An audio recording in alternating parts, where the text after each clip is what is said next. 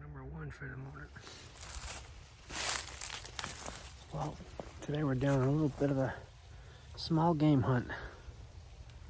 Yeah, Mr. Bushy Tail. Got a nice one.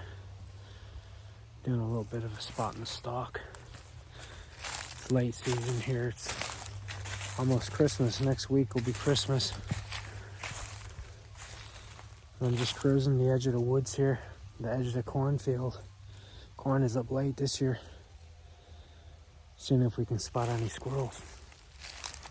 I've seen a lot of squirrels while I was out deer hunting, but the trick with late season squirrel hunting, at least for this area where I live in the Northeast, is you'll get days that are you'll get stretches of weather that are really, really cold. And when you get that real cold weather, the squirrels, there's a lot of animals that won't move. Coons will den up, possum will den up. But then you'll get days where it'll get up into the 50s, or high 40s, low 50s, maybe high 50s, even like it is today. And when you get a stretch of 2 or 3 weeks of sub-zero temperatures, and then you get a little bit of a raise like that, man, the animals are out like crazy. Now, squirrels, of course, we all know that squirrels store food. So they can go a couple of days. They'll stay in winter dens in trees usually. And they'll go a couple of days without having to come out. But if they get weather opportunity, they will be out looking for stuff that they've stashed, or picking up, mast off the ground, or stealing corn out of the field. You get a situation like this where you have a cornfield next to woods, that can be productive because they'll find the shortest spot between the woods and the corn. Well, this cornfield actually borders the trees all the way down, but they'll find the shortest spot, and then they'll make a little highway, and they'll come in, climb up the corn stalks, cut the corn off of the corn stalk, and then drag the corn back into the woods. Actually, I seen a squirrel get taken by a hawk like that last year in the cornfield. Now, as I've seen from during deer hunting season, when I'm pretty much doing all-day sits, the squirrels usually come out in the morning, first light. You have to remember too that they're a prey animal, so they try to avoid hawks and things like that. So they come out first light. Sometimes you'll get them during the middle of the day. They'll come out and have a little move around, and then you're going to get them at last light. Then it's again, right at dusk, right in the evening time. That's when the activity is going to be its highest, even when it's warm. But yeah, you can sit a long time in a cold day and not see any squirrels at all. But if you get a day where, like I said, the temperature comes up, you can get a good chance of filling the limit.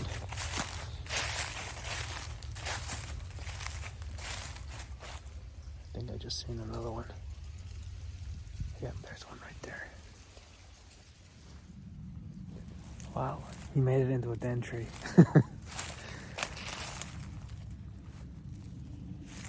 A lot of times squirrels, they'll know where every little hole is in the trees around where they live. And if they're close to one, they'll dart into it to get out of danger. And that's what he did. He went right into a hole in the tree up there.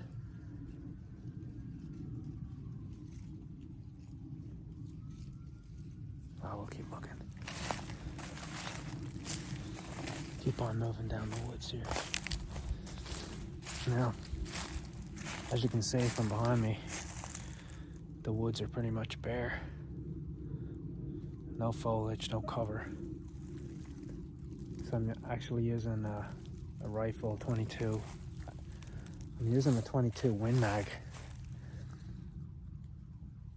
So it has quite a long range on it, but it's a good rifle to use for mixed season, because right now my fur taker seasons are open too. So if I seen a fox or a coon, that's plenty of rifle for one of those too.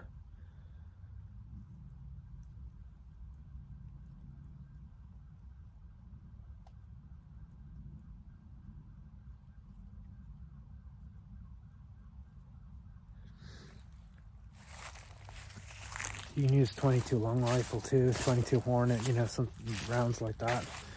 Gives you a little bit more of a distance, a little more range, because with the woods open, you can see the squirrels now much further away, but they can also see you much further away. So trying to use a shotgun, if you're sitting still, like if you have a stand or a blind, you can definitely get away with using a shotgun. Shotgun is better for early season when the foliage is up.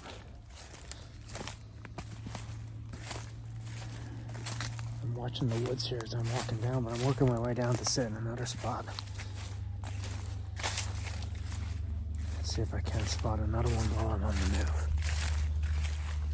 Looking at the deer tracks in the dirt here.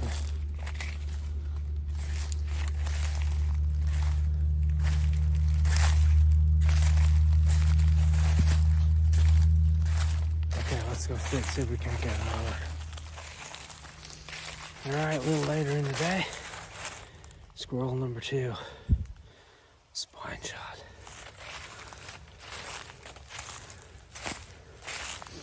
Those rounds hitting pretty hard.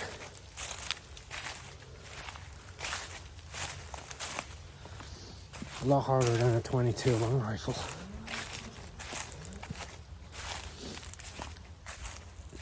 I didn't see any rabbits today, but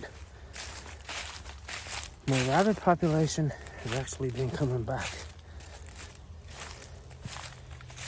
Now, I've been trapping this farm for 5 or 6 years. I've taken coons, possum, fox off of it. And now my rabbit population is actually starting to come back. This year when I was out deer hunting, almost every day I seen at least one rabbit, which before, yeah, they were pretty much non-existent here. Which is the same for a lot of the areas around here. I hunt a lot of the state lands around here too. I've never seen a rabbit on state land. Never.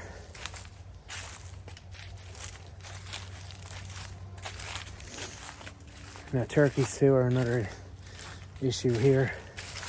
I used to see turkeys pretty regularly. In the last 3 or 4 years, I haven't seen a turkey here at all. I do see turkeys around my house. I live about a 30-minute drive from here, further north. But the turkey population, for some reason on the east side of Pennsylvania, has really taken a turn for the worse.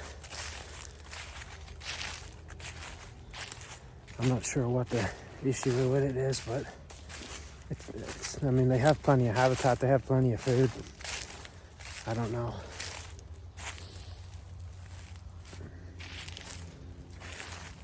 I'm going back to the cabin now, but I'm still keeping an eye out in case I see any more. I did see more that I didn't get shots at, but that's expected. Squirrels are small targets, and you're hunting them with a rifle. You really got to pick your shots. I don't take shots up in the air. A lot of times I'll sit in my tree stand and make shots down towards the ground. It's much safer. Of course, there are houses around here, so you've got to be very mindful when you're shooting even small caliber rifles. Those bullets can travel a long way if you don't have a solid backstop. If you're going to make a shot in the air, try and make sure the squirrel is like against a big thick tree trunk or something like that, where you're going to shoot into the tree and that's going to suck the bullet up. It's pretty quiet today. It was warmer though, it's starting to get dark now. I got about 40 minutes before I can just see the sun behind my shoulder. About 40 minutes the sun will be down, so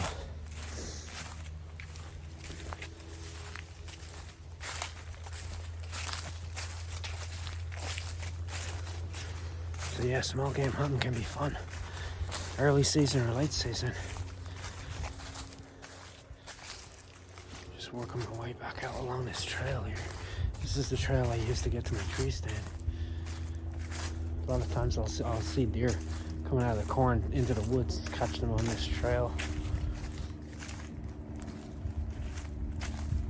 So we had a successful day. on our little small game hunt. There's our squirrel again. This is the second one I got today, so that's good. Squirrel is actually good to eat. A lot of people make it into a stew or a soup. Some people will fry it in a skillet, and then they'll have squirrel and dumplings. Depends on what region you're in. I guess it's, recipes for small game like that are regional. It's whatever's popular in the area.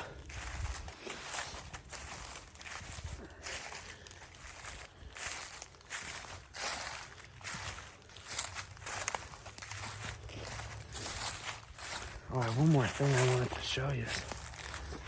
Something that I picked up this year that was pretty useful. It's a squeeze bag. Anybody that's familiar with rifle shooting will know what it is.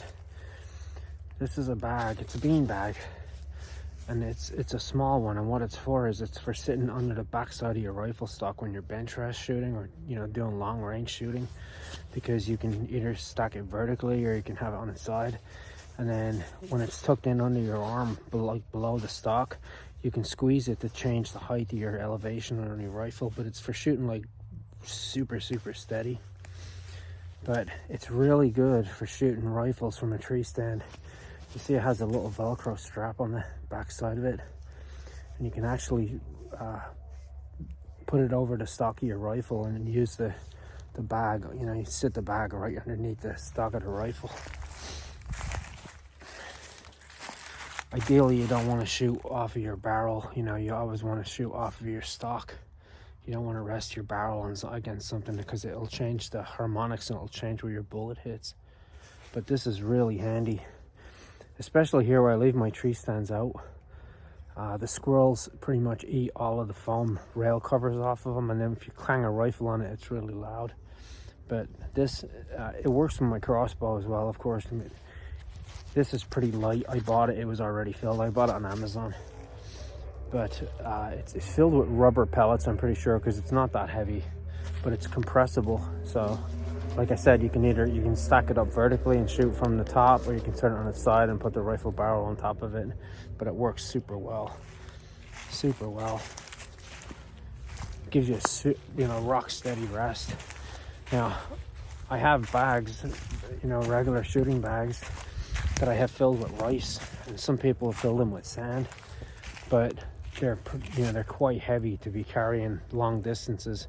They're perfect for shooting on if you have a bench or a table or something like that you're shooting your rifle off of.